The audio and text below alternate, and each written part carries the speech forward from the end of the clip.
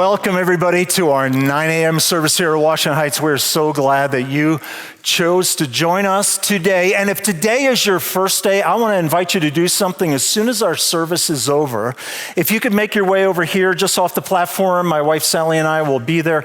We would love to say hi to you, get to know you. And we know it's a big room and there's a lot of people here, but we want this to feel like family and get to know you just a little bit personally today. And so it'd be our honor, our privilege. We promise we won't keep you too long, but please stop by and say hi.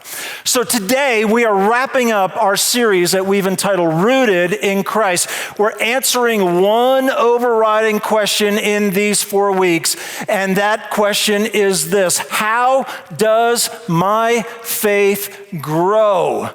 How does that happen? And if you're from a church background, maybe you've heard this word discipleship, or what is your discipleship model? And one of the things that we get asked here quite a bit, actually, is people who have been in a church setting before, and they come here and it's not exactly like that. And then they wonder, well, how do you do that? How do you just see faith grow in the lives of people? And we've been looking at that. And it may not sound exactly like what you've known. And we're not saying this is the only way to do it, but we're saying this is how we see Jesus with his followers, his disciples, his apprentices. And we began in week 1 by saying it happens by loving God, by being vitally connected to God. We're the branches and he's the vine, and we got to be connected to him. It also happens in the context of community, and so it's love God and love people. And as we truly enter into relationships with each other that are below the surface of, hey, how you doing? But we actually journey and do life together, our faith grows. And then last week, we took a look at serve the world. How when we follow Jesus' example, our faith grows up when we kneel down to serve others, and he called us in that direction. And today, we're going to take a look at how inviting a friend does that as well. And that is because anytime we get on the same page as God and with the heart of God, our faith is going to get bigger, and that's what we're going to see today. So what we've been doing is try to understand a word that is used over 200 times in the New Testament. It's the word disciple, and that word doesn't mean a lot to us in our day. We don't use that a whole lot. Usually it's said in kind of a negative context if somebody is a disciple of somebody who's way off the rails, but it's used over and over again in the New Testament. What does it mean in our context? It means to be an apprentice. A student who is learning under the guidance and direction of a master, and over time and under the watchful and helpful care of the master, that student in time can become more and more like the master. We have some examples of what that looks like in our culture, and every week I've been putting one up. I couldn't come up with a famous one this time. But if you've ever taken martial arts, there's a master and there's a student starts out and they got a white belt and then they get a yellow belt, I think, and eventually they can work their way up to become like the master. And we've been saying this: Jesus is our master when it comes to our faith. Well, what is he the master of? Everything. And so as we try to understand what he is about, we're trying to get on the same page as he is. And this morning, even if we ask this question, entertain this, who is this for? And who are the things of God for? And one of the realities about Jesus is that when he was here, what he was doing was revealing the heart of God, showing us what really matters to God, showing us the way that it is. And so often, the way that Jesus expressed that ran into this collision course with some religious leaders of his day because it seemed like they weren't on that same page. So today we're going to jump into a story that we find where Jesus is going to really help us understand, who is this for? Who are the things of God for? And there might be some surprises no matter where you might be in your journey today. But among Jesus' final words to his disciples, And we've been spending a lot of our time in Jesus' final hours with his disciples.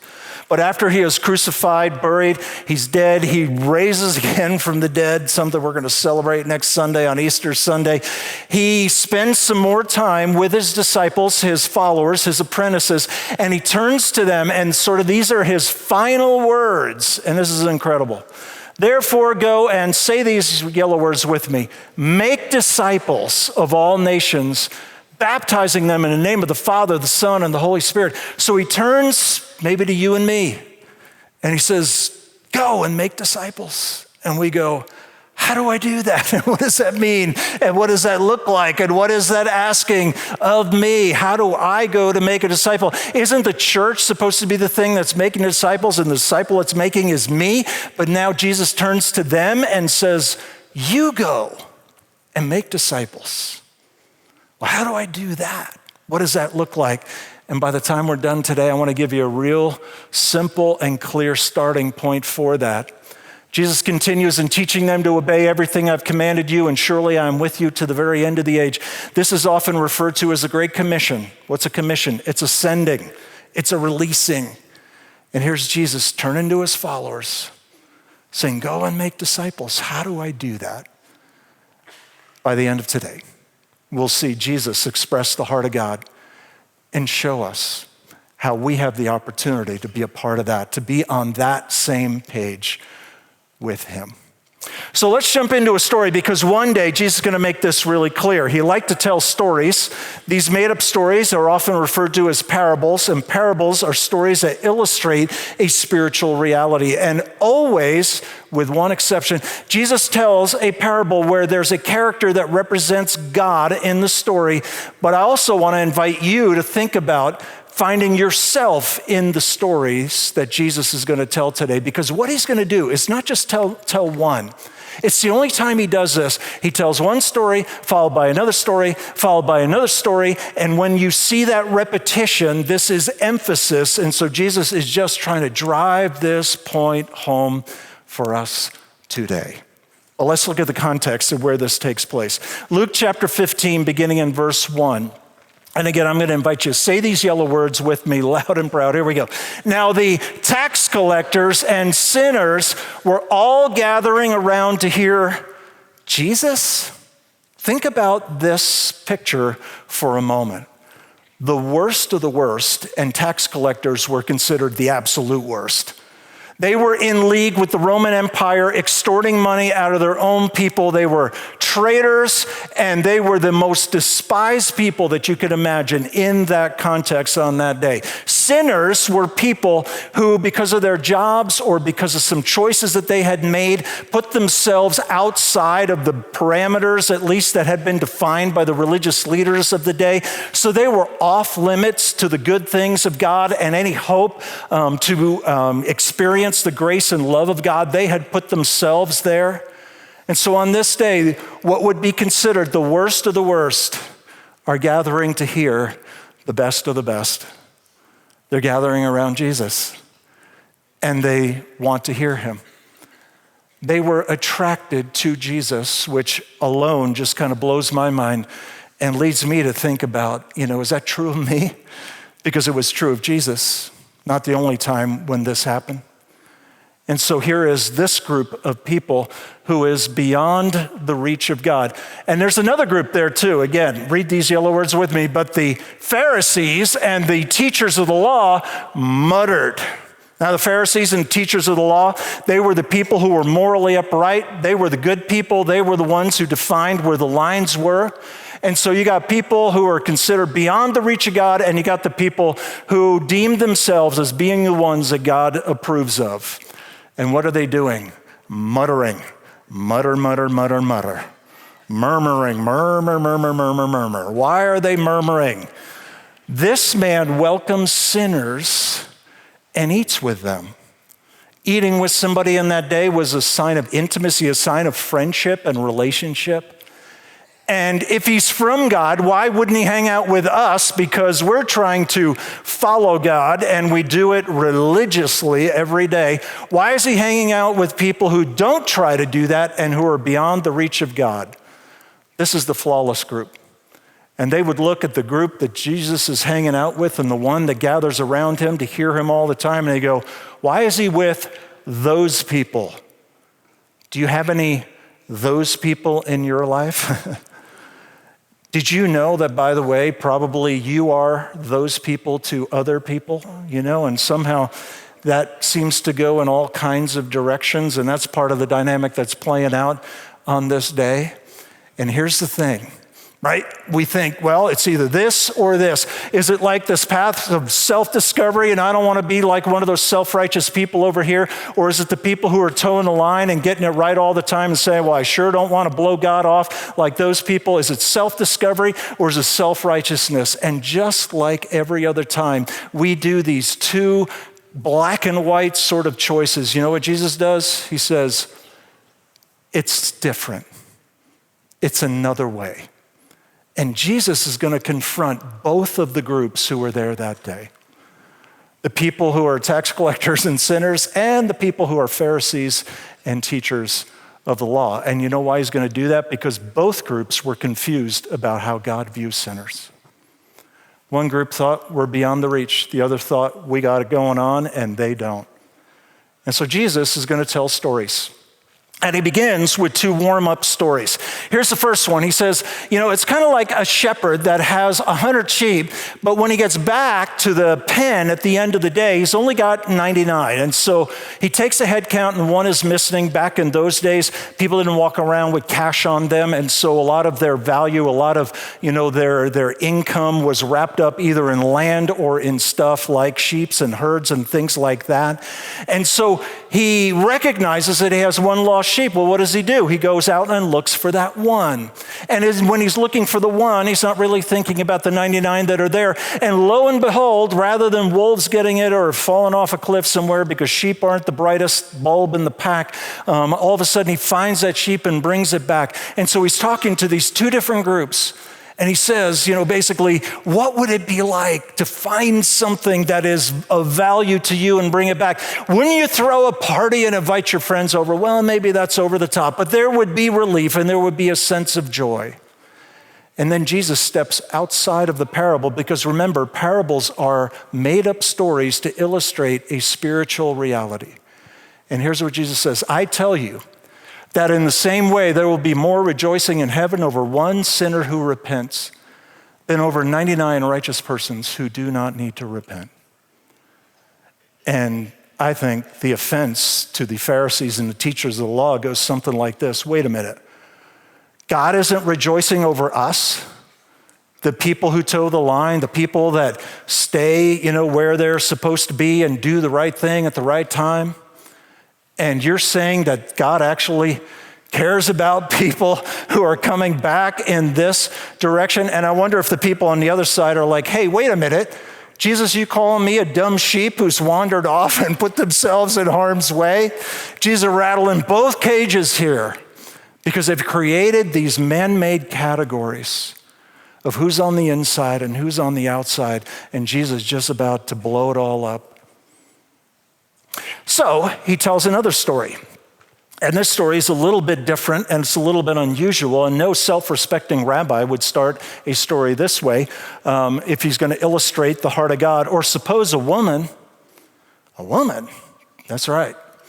It's as if Jesus values men and women both. Or suppose a woman has 10 silver coins and loses one. Doesn't she light a lamp, sweep the house, search carefully until she finds it? And we think, well, I've lost loose change before and I haven't gone looking for it. But they would have known how important this was.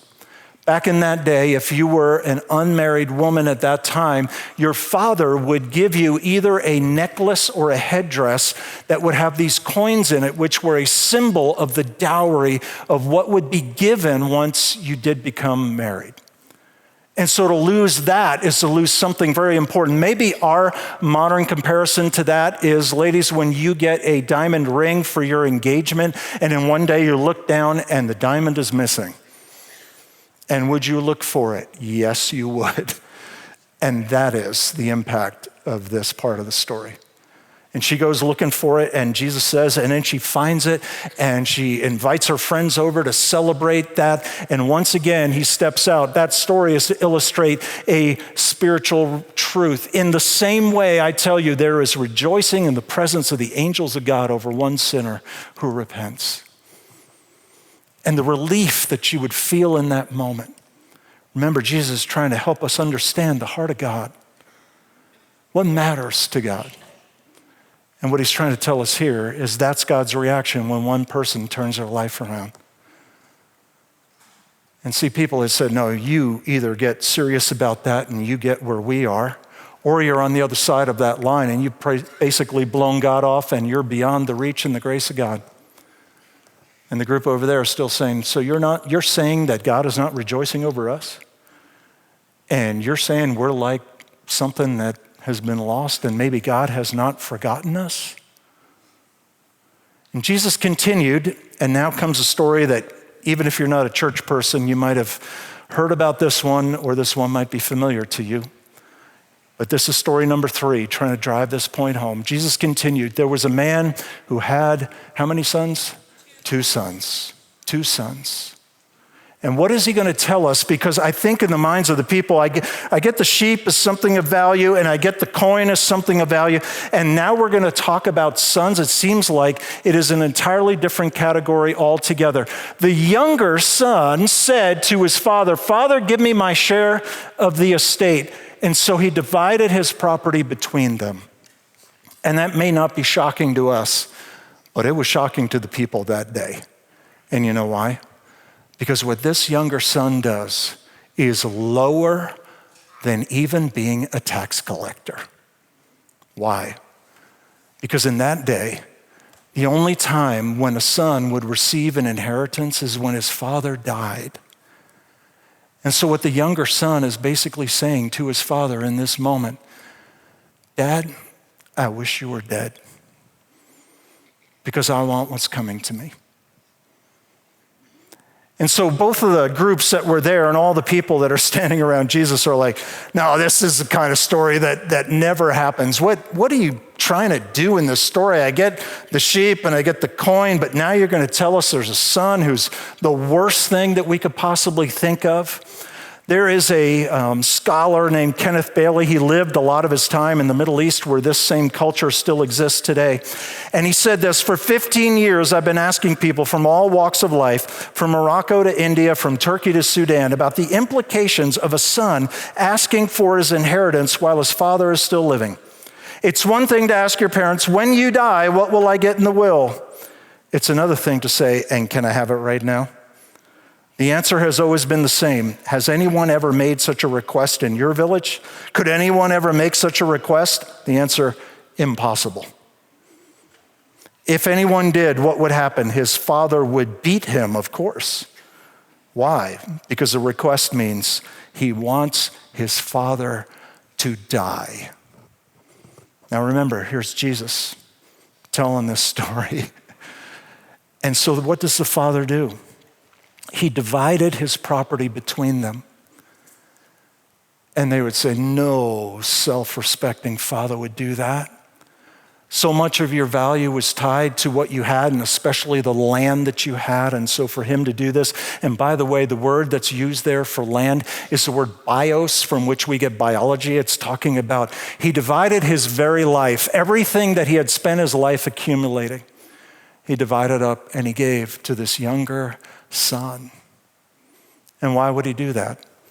Well, the boy was lost to his father, and the father wanted him back. And so what does he do? He funded his departure, if that would be the shortest way to get the son to come back. He would do anything, even what was unthinkable in that context and in that culture, in the hopes that his son would come back. And so he goes off and he decides, you know what? I don't want to live under your rules. I don't really care about you or the relationship with you. What I want is your stuff. And I've got a life that I'm going to live on my own terms. And so he blows off the father and everything else, takes his stuff, and he goes to a distant land. Not long after the younger son got together all he had, he set off for a distant country. He's far from home. And there he squandered his wealth in wild living. Squandered is just to scatter. And wild living, we don't know exactly what that is. I think we can probably fill in some of the blanks. I'm going to give you a G-rated version of a picture, maybe, of what that might look like. But there's probably a whole lot more going on there than just that. But he is far from home and far from the Father. And then Jesus, telling this story, says, after he spent everything, there was a severe famine in that whole country, and he began to be in need. And I wonder if the people who are listening to the story, especially the people who are on the Pharisees and teacher of the law side, are like, serves him right. You didn't think that all the way through, did you? Well, now look at you. And that's exactly what you deserve. And so what does he do? Now he's in a tough place. He blew all of daddy's money in just a couple of months, and now he's in a tight spot. So he went out and hired himself out to a citizen of that country who sent him to his fields to feed pigs. And I think there would have been audible gasps in the crowd of the people who were listening to Jesus tell this story, because that is the lowest thing you can do. Because now he has put himself outside of the boundaries that have been created. He has now alienated himself from his people, from his family, and also from God, and made himself entirely unclean. And I think the religious group is probably folding their arms going, and that's how it goes if you get it wrong. And you better be careful. But Jesus isn't done telling the story yet. When he came to his senses, he said, and we might in our context says when he hit rock bottom, how many of my father's hired servants have food to spare, and here I am starving to death? And so he decides, you know what? I can go back to my father, and this is not a slavery thing. He's actually thinking this, that I can go and be a hired helper, and I can learn a craft, and I can go home to my father. I can earn an income, because that's what that person does. And maybe now I can begin to pay my father back for the things that I took and blew on the decisions that I made. And so he's heading home, and he's got a speech all prepared. And when he gets there, there's a little surprise in store for him. Remember, Jesus is trying to illustrate for us the heart of the Father. But while he was still a long way off, his father saw him. And the language that's used here indicates this, that it was the father's regular habit every day to go out and to look down the road where he saw his son disappear, and stare off in the distance, hoping that this is the day he would return. And so here's that day. He was still a long way off. His father saw him and was filled with what for him? I think the Pharisees and teachers of the law are thinking anger, resentment, I told you so, and you should be ashamed of yourself. And you should feel guilty over what you have done, your disrespect.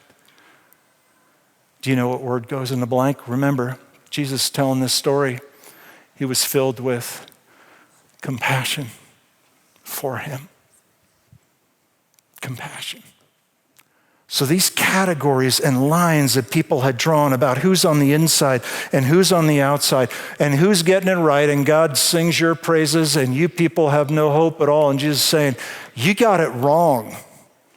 You've created the wrong categories. But then meanwhile, remember, we heard at the beginning of this is a father who has two sons. So that is the one son, the younger son, who went off to a distant country. But remember, there's an older brother, and the older brother has stayed at home. And he's kind of in this category of like the Pharisees and the teachers of the law, because he has stayed at home and he has worked every day and he has done everything that the father has told him to. And so when the younger son comes home, do you know what the older brother does? He's out in the field working another day for the father. And he does not go in to the party that the father is now throwing for the younger son who's come home. Because when he shows up, hey, I'm not worthy to be your son anymore. Let me get to work, the younger son says. And the father says, hey, look, we don't have time for that. Let's kill a fatted calf and let's throw a party because this son of mine that was lost has now been found. And the older brother is out in the field going, I ain't going. I'm not happy he's back. And the father comes out to the older brother. And the older brother, in a disrespectful way also, says to him, doesn't call him father, says, hey, look, I have been slaving for you every day. And you gave him a fatted calf. You didn't so much as give me a goat. And in a subtle and yet striking way, these two brothers who on the surface are so different, there's a similarity that ties them together because the older brother also wasn't interested in the relationship with the father. He also wanted the father's stuff. But he does it in a self-righteous kind of way, a morally compliant kind of way. Let me toe the line and get it right so that I can get your stuff too. And so there's a couple different ways to be lost to a father. One is to be a rebel, and the other is to be self-righteous. But both of these sons are lost to their father at one point. And look at his reaction. The older brother became angry and refused to go in, so his father went out and what with him? Pleaded with him. Come into the party. Come in and celebrate with us. Because what was lost has now been found, and you're also lost, but you're invited. Join the party. And Jesus talking to these two different groups of people, and on the surface it looks so different, but underneath it, the issues are exactly the same. And while the younger son obviously was a rebel, you know what the older son was kind of like? He was holding the gavel in his hand and he was deciding who's in and who's out. And look at me, I'm in because I have been the compliant one for so long. And the father winds up telling the older brother, but we had to celebrate and be glad because this brother of yours was dead and is alive again. He was lost and he is found. And so there's the father and the older brother out in the field. He's pleading with him, inviting him to come in. And I think we wonder, and so what happened? And in typical Jesus fashion, you know what he does? Ends the story. Ends the story. He's the master teacher. And I think that really invites us to think about, well, don't worry about them. What about you? And what about me? What does that reveal about the heart of God? And so maybe let me ask it this way. Where are you in the story? And who can you identify with? And really in this third story, we got the younger brother, we got the older brother, and we got the father. Can I just tell you from my own story, I can identify with the younger brother and the older brother. I grew up around church and I was a rebel. And thought, you know what, forget that stuff. I'm just going to go live my life the way I want to live and nobody's going to tell me what to do.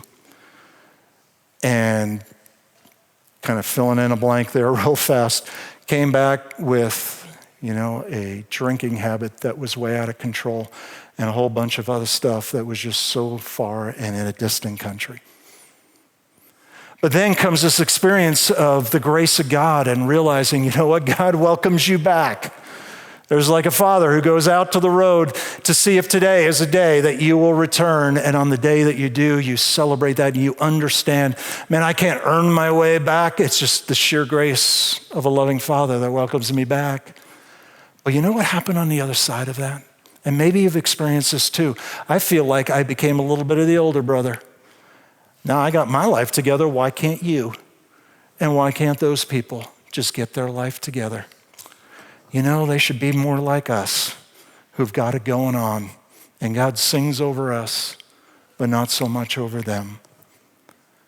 And it's easy to be in those categories, those same categories that were created 2,000 years ago. They still exist today. But then there's the heart of the Father. And what we see is the Father inviting a rebel home, and he's inviting a self-righteous older brother in. And the reality of this is, here is Jesus telling us in no uncertain terms that you and I have never locked eyes with anyone who does not matter to God. And today they might be a rebel. And today they might be really self-righteous.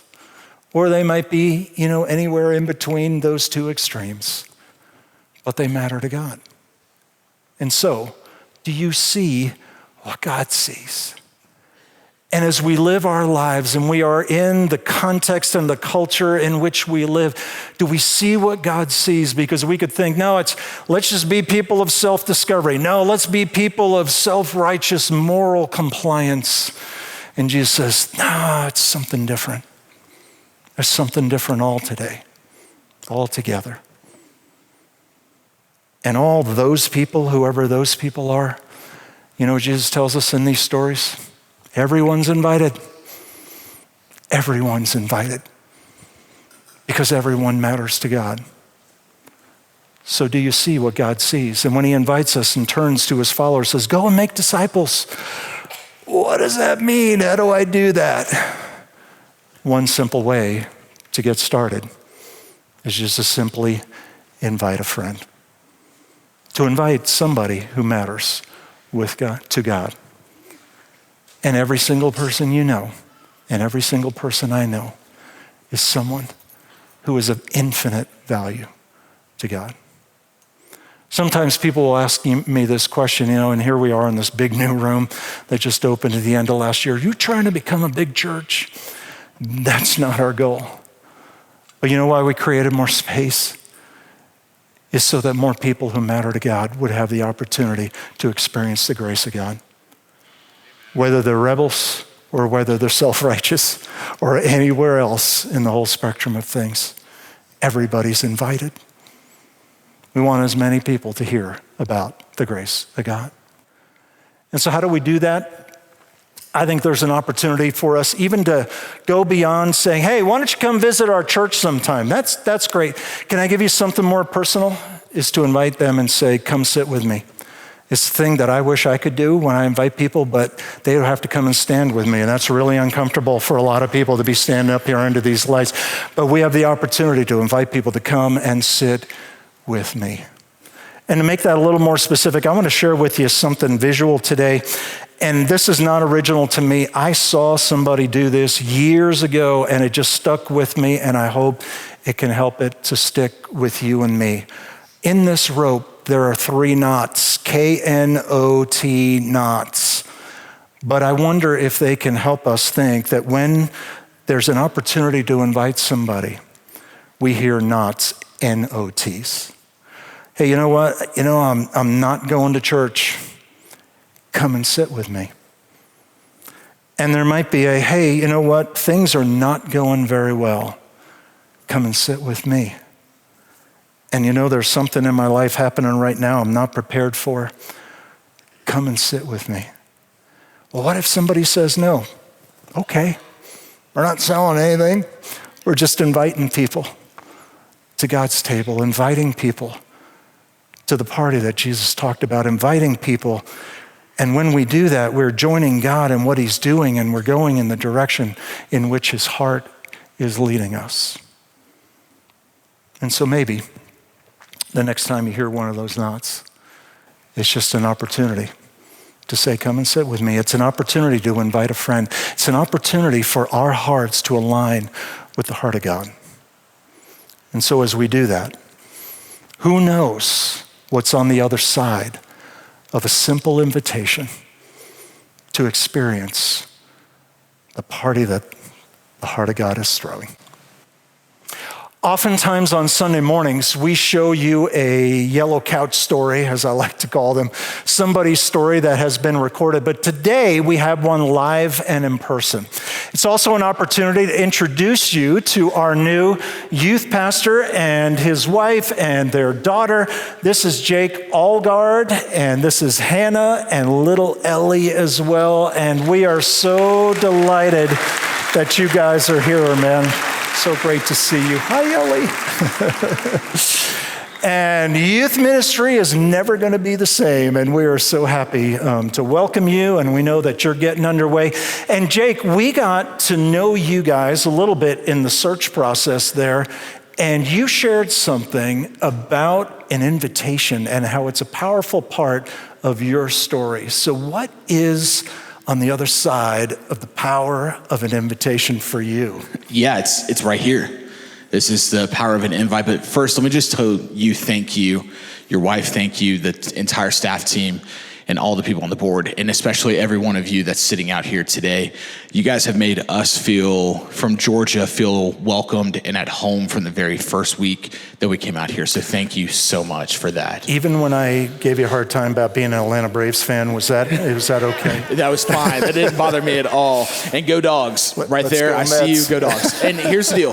The power of the invite is that my best friend in high school invited me time and time and time again, and I was one of those nots. I was one of those that said, no, I can't, I'm busy. No, not right now. I don't want to be there on a Wednesday night. I don't want to give up my Wednesday night. And so Tristan, we're on spring break, and Tristan sends me this text, and he's like, hey man, why don't you come to this party with me? And I said, boy, bet, let's go. And he tricks me and he's like, hey, well, we're actually going to meet in the church parking lot. And I said, weird, but okay. And in the South, like Wednesday nights are church nights, and I didn't put two and two together. And so I pull up into this church parking lot, and Tristan's standing there at the door, and he's waving me in. And I was like, he got me. And so I go inside and I meet this youth pastor, and this youth pastor greets me at the door. And from that point on, it's just been about being the same as Tristan, of inviting people to experience the love of Jesus Christ. I've heard you use a phrase too, there's always one more. Right? There's always one more. And I think that's what I would put myself into, is that I was that one more. And until everybody comes to know Jesus Christ as their personal Lord and Savior, there's always one more that we can go after. And our phrase in our family is we want to make sure that everybody feels known and needed. And so when your student comes to youth, my goal was to make sure that they feel known and needed, because when you feel known and needed, you feel loved. And when you feel loved, you feel cherished. And when you feel cherished, it's one of those things of creating a relationship. And we are all about helping people meet and follow Jesus and have a relationship with him. Awesome. So great to meet you guys. So glad that you are here.